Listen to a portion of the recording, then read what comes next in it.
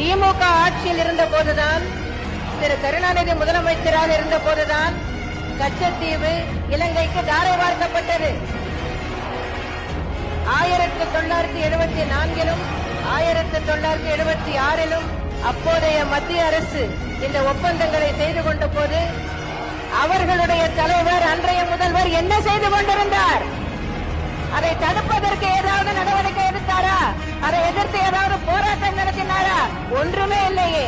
தாரை வார்த்துவிட்டு இத்தனை ஆண்டுகள் கழித்து மத்திய அரசு மூலமாக நான் அதற்கான நடவடிக்கைகளை எடுப்பேன் என்று பேசியிருக்கிறேனே தவிர நான் ஒரு படையை திரட்டிக் கொண்டு கச்சத்தீவை மீட்பேன் என்று பைத்தியக்காரத்தனமாக பேசவில்லை. கச்சத்தீவு இலங்கைக்கு தாரை வார்க்கப்பட்ட போது ஏன் பேசாமல் இருந்தார்கள்? அன்றைய திமுக முதல்வர் ஏன் மௌனம் சாதித்தார்? ஏன் அதை கொடுக்க அனுமதித்தார்? உச்சநீதிமன்றம் மூலமாக நடவடிக்கை